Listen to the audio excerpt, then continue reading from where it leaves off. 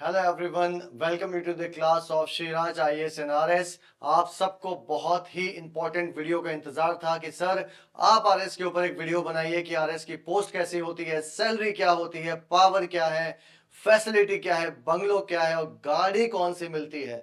क्योंकि आप सबको पता है कि जो पावर और प्रेस्टीज आरएस एग्जाम के साथ जुड़ी हुई है वो अपने आप में इस जॉब को बहुत ही महत्वपूर्ण बनाती है, लेकिन जो सेवा करने का आपको मौका मिलता है जनता का, उसके मुकाबले ये सब चीजें कुछ भी नहीं है। फिर भी आपको पता है कि जो युवा है, यूथ है, जो बच्चे इसमें आ रहे हैं, वो इससे कहीं ना कहीं इन्फ्लुएंस तो होते ही है कि हमें सर इसके बारे में बताओ, आप इन्फॉर्मेशन, पूरी इन्फॉर्मेशन नहीं होती है, कहीं कई बार इन्फॉर्मेशन प्रॉपर नहीं मिल पाती। तो मैंने कोशिश की है कि जहां से मुझे जो भी मिला उसके अकॉर्डिंग जो इन्फॉर्मेशन मेरे पास मिली, मैं कंपाइल करके लेके आया हूं कि आरएस पोस्ट के बारे में आपको सब कुछ मिल जाए। All about RS post, Rajasthan प्रशासनिक सेवा, राजस्थान एडमिनिस्ट्रेटिव सर्विसेज। मैं पहले क्लियर कर दूं कि ये आरएस मतलब एसडीएम की बात हो रही है, सब डिविजनल मजिस्ट्रेट की बात हो रही है। दूसरी जो राज्य सेवा होती है और अधीनस्थ सेवा होती है, सब ऑर्डिनेट एलाइड सर्विसेज, उनकी मैं आज कोई बातचीत नहीं कर रहा हूं। मैं सिर्फ और सिर्फ बातचीत कर रहा हूं कि कैसे हम एसडीएम के मतलब आरएस की जो मेन पोस्ट है उसके बारे में क्या क्या जान सकते हैं। क्योंकि आपको बहुत इंटरेस्ट है सर, पावर बहुत होती है इसमें, अब क्या पावर होती है पता करने की कोशिश करते हैं, ठीक है। चलो, और ये वीडियो मैं आपके ला रहा हूं सुशील, तो आप बने रहिए मेरे साथ। सबसे पहले अगर बेसिक स्टार्ट करूं तो मैं हमेशा ये कहूंगा, आरएस का एग्जाम, राजस्थान प्रशासनिक सेवा का जो एग्जाम है, अपने आप में बहुत ही इंपॉर्टेंट है। और आपको पता है इस एग्जाम को क्रैक करने के लिए हर कोई चाहता है कि एग्जाम लाइफ में क्लियर करें और एक अच्छी पद प्रतिष्ठा और एक अच्छी सम्मानित जगह आप पहुंचे जीवन में, आपका करियर बहुत अच्छा जाए। लेकिन बच्चों इतना आसान नहीं है। आसान इसलिए नहीं है क्योंकि हर कोई तो क्लियर नहीं कर पाता। आपको प्लानिंग इस तरह से करनी है कि आप इसको क्लियर कर पाओ। उसके लिए आपको क्या चाहिए? आज तो सिर्फ इतना चाहिए कि आप आरएस एग्जाम के बारे में जान के मोटिवेट हो जाओ और फिर आप दूसरे वीडियोस देखकर अपने आप को बेहतर स्थिति में ला पाओ, ठीक है। तो चलो, आरएस एग्जाम की मैं बात कर रहा हूं, प्रशासनिक सेवा, इसमें मैं पहले ही क्लियर कर चुका हूं कि मेरी बातचीत सारी किसके आसपास रहेगी। एसडीएम पोस्ट जो मेन पोस्ट है, जिसकी उम्मीद, जिसकी तलाश हर बच्चे को होती है जो इस एग्जाम में सम्मिलित होता है कि मुझे एसडीएम की पोस्ट तो कम से कम यही चाहिए, उसके बाद तो जो मिल जाए वो अच्छा है। आपको बताइए कि ऐसा ही होता है, ठीक है। चलो, तो पहले बात करते हैं कुछ बेसिक चीजों की कि आखिरी बार जो पेपर इसका हुआ 2024 का।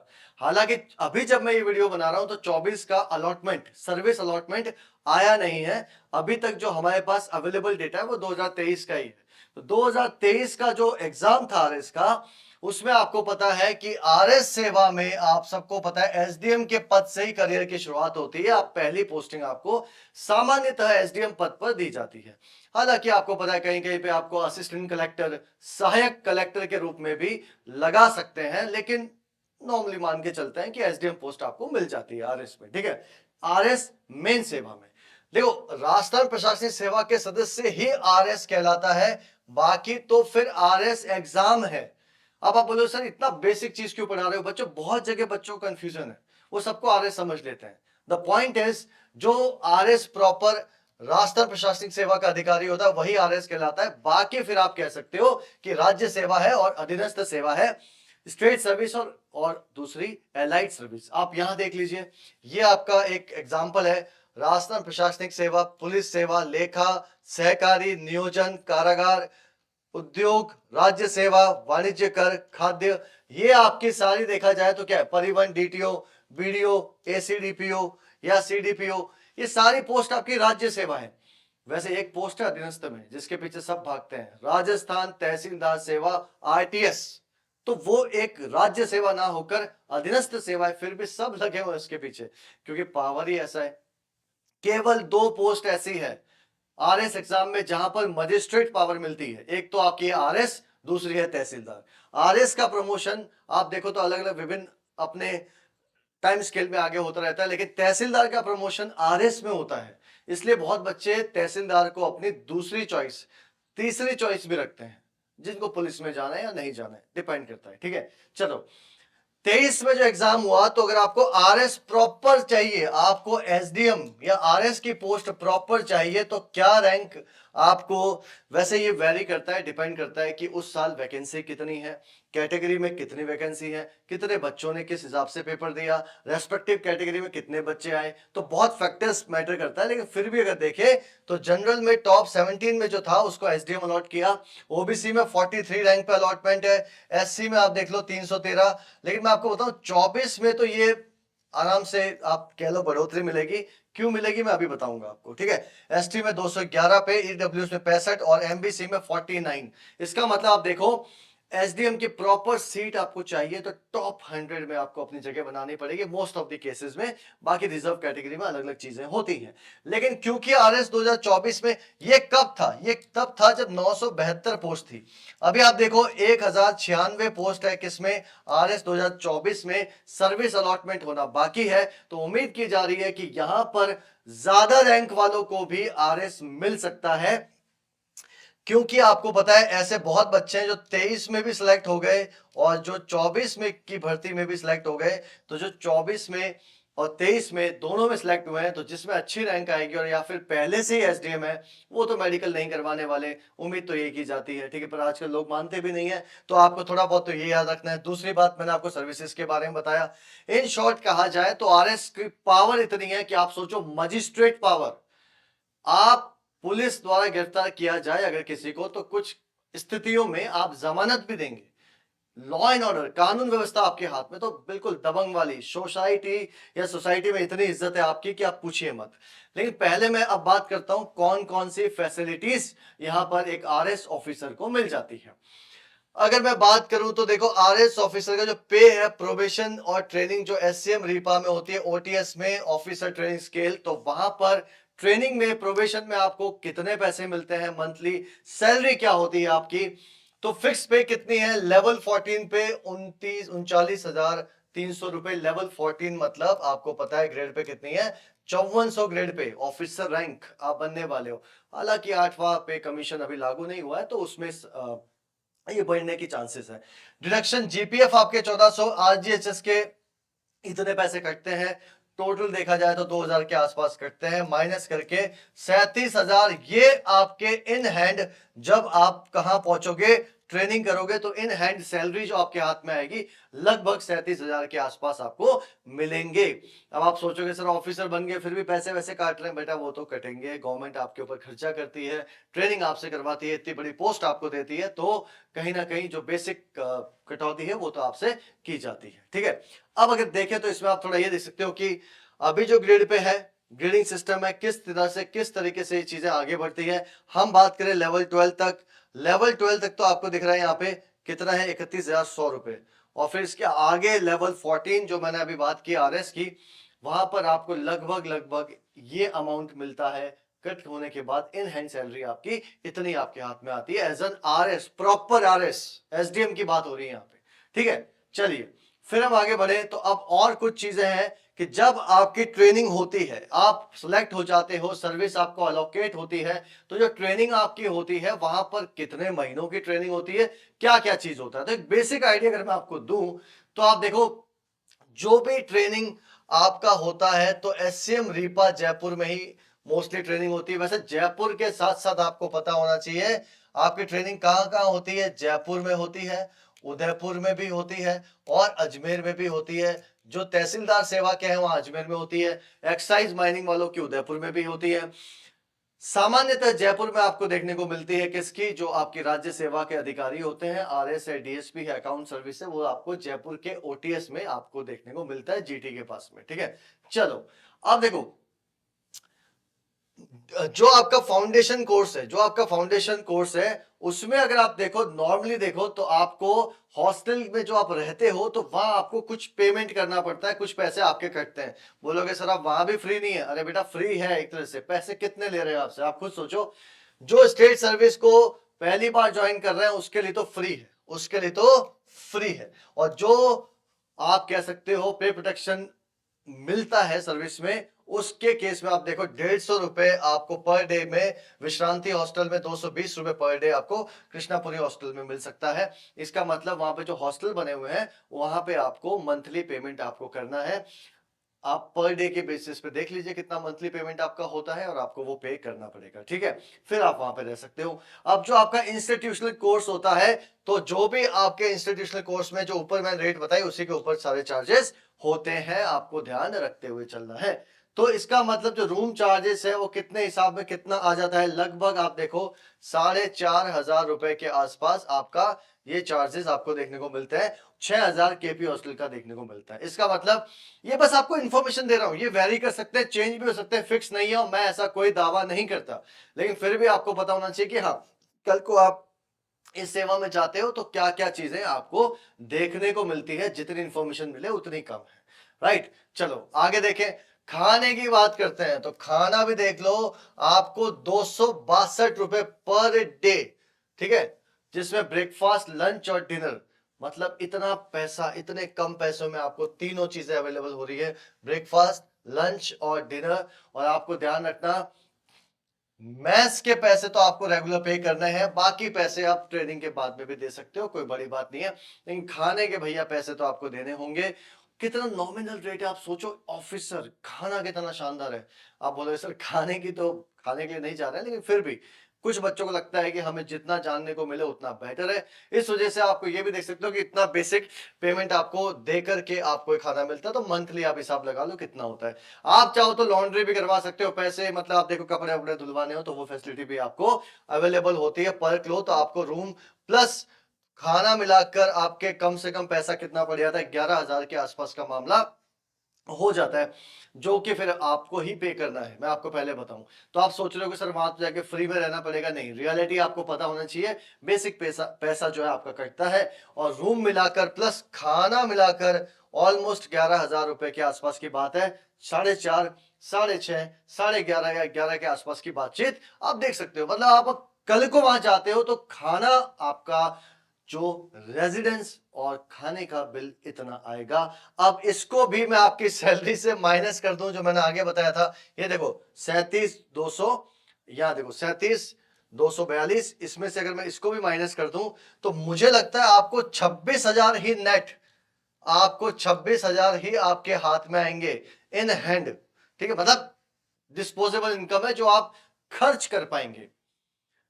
आएंगे तो आपको वो पहले जो मैंने पीछे बताया 37, पर आपको ये भी तो पेमेंट करना है। ये पेमेंट करने के बाद आपको जो है 26,000 आपके हाथ में आएंगे, जो आपको मिलेंगे, और आप उसके हिसाब से अपना सारा काम खर्चा वर्चा जो भी आपको चलाना है, पर आपकी लाइफ बदल जाएगी। नई फैसिलिटी, आपको एक बहुत ही शानदार गाड़ी मिलती है गवर्नमेंट की तरफ से, जो आपको गवर्नमेंट यूज के लिए, पर्सनल यूज के लिए नहीं मिलती, गवर्नमेंट यूज के लिए मिलती है।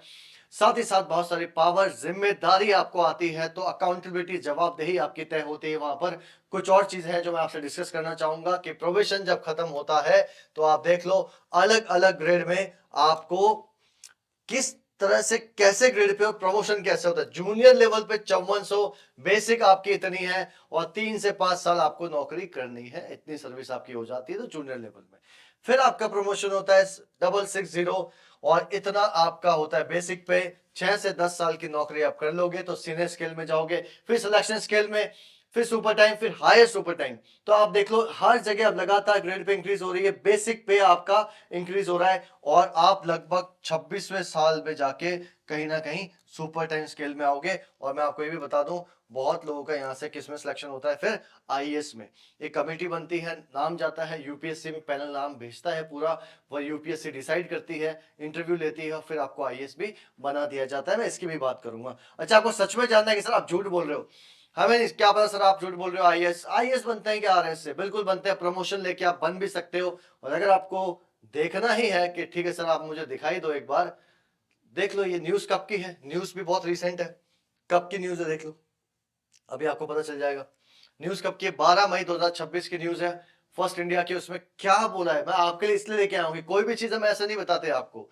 क्या लिखा है, आरएस से आईएएस में प्रमोशन को लेकर बड़ी खबर। ये जितने भी अधिकारियों के नाम लिखे हैं, इनके नाम भेजे गए हैं, किसको भेजे गए हैं प्यारे बच्चों, ये नाम भेजे गए हैं अप्रोक्सीमेटली यूपीएससी को, और फिर वहां से आपको फाइनल होता है, फिर गवर्नमेंट ऑफ राजस्थान लिस्ट निकालती है, और इनको आगे क्या है, आईएएस बन जाते हैं। पर बहुत टाइम लगेगा। 97 98 के बैच के जो हैं, देखो वृद्धि चंद जी जो है इनको तो मैं पर्सनली जानता भी हूं, तो इनका भी नंबर अब जाके आया है, पर ये बन नहीं पाएंगे बिकॉज ऑफ एज। बट आप खुद सोच के देखो कि कितना ज्यादा फैसिलिटी इस एक एग्जाम से आपका करियर कहां जा सकता है। आईएएस को लेकर भी कलेक्टर बनने का मौका भी आपको मिल सकता है। ठीक है, चलो यहां तक क्लियर हुआ। फिर अब देखते हैं सर, आप आगे जब आप प्रमोशन पाते हैं जूनियर स्केल से सीनियर, है सिलेक्शन स्केल, सुपर टाइम, तो इसमें क्या मैं अलग अलग पोस्ट पे भी जाता हूं? यस, आरएस का मजा ही कुछ और है, क्योंकि आप इतनी सारी पोस्ट पे नौकरी करते हैं, इतनी डाइवर्सिटी है, इतने डिपार्टमेंट में काम करने का मौका मिलता है प्यारे बच्चों की। मैं ऑनेस्टली बता रहा हूं, आपको मोटिवेशन का सोर्स तो सबसे बड़ा यही होना चाहिए आपका, कि आप अच्छी जगह नौकरी कर पाए, अपनी सेवाएं को दे पाए।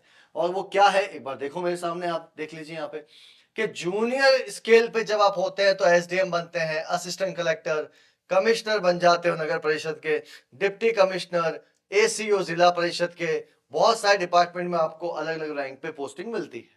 जब आप सीनियर होते हो तो कुछ लोग एसडीएम रहते हैं, ACIO, deputy secretary, deputy commissioner, फिर जेडीएडी आ गया, deputy director, DIG range.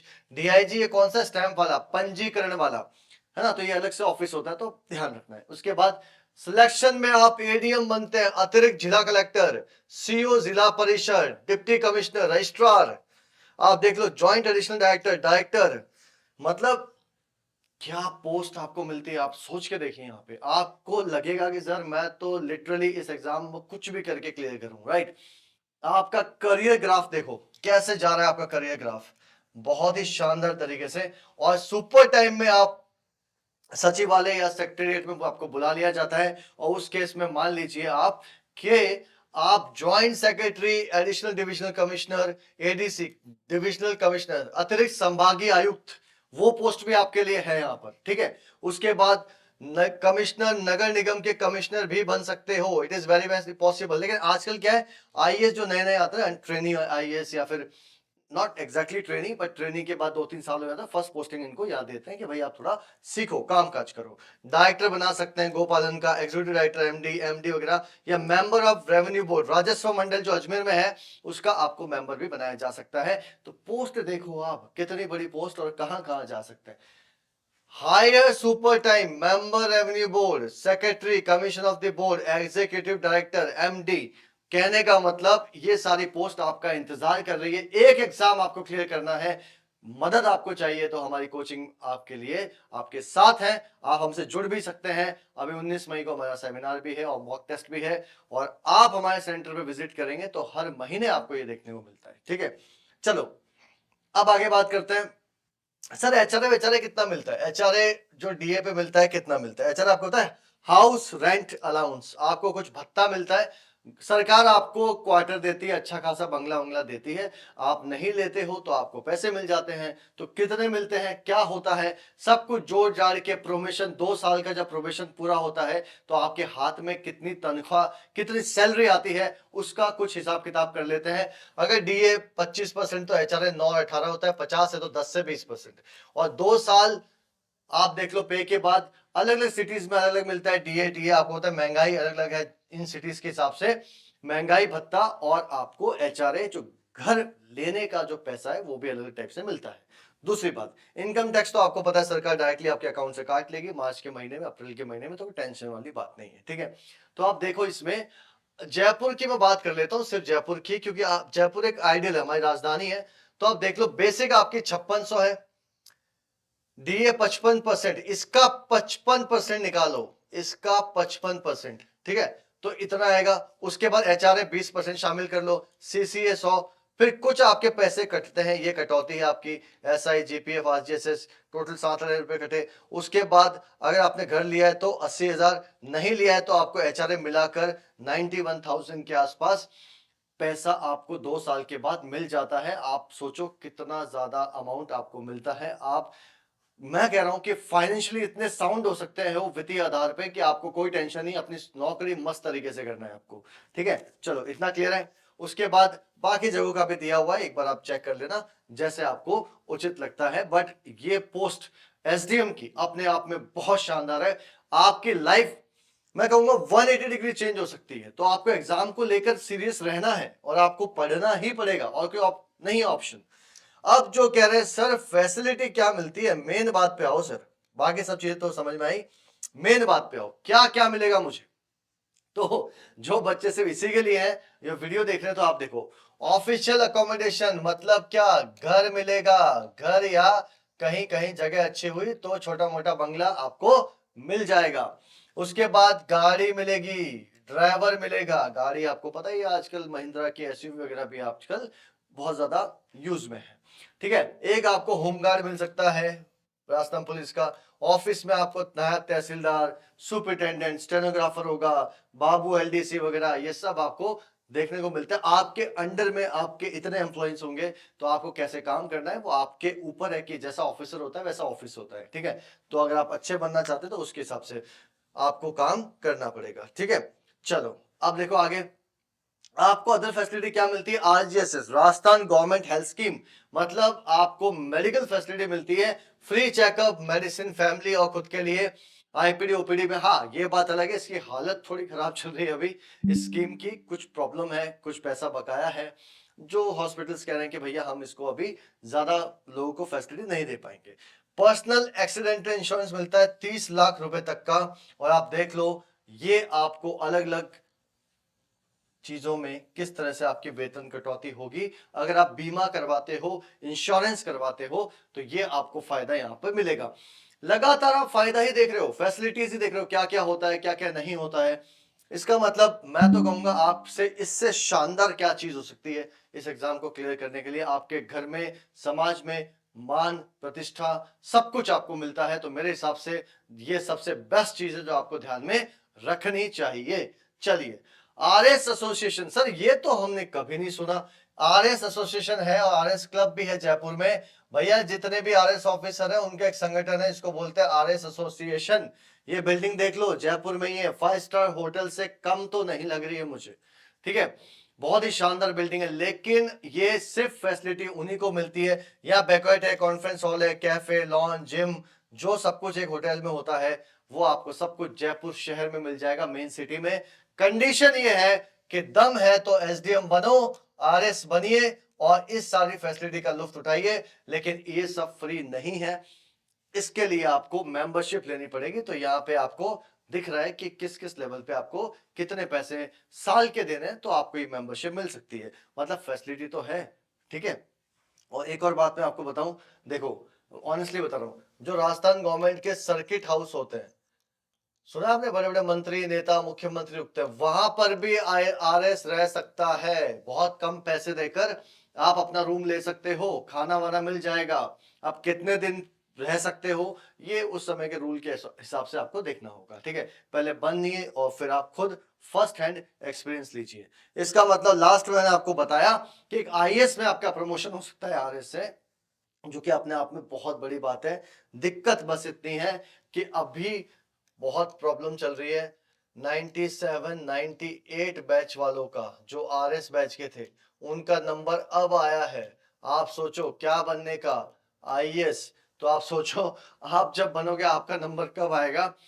But कहीं ना कहीं कह सकता हूं कि RS is the best post जहां आपको इतनी फैसिलिटी, इतना पावर, इतना प्रेस्टीज, जनता की सेवा करने का मौका मिलता है। तो इसको सेवा भाव से देखें। ये सब चीजें बस आपको हल्का फुल्का मोटिवेशन दें, लेकिन ये आपके जीवन का आधार ना बने। आप अपने हिसाब से काम कीजिए।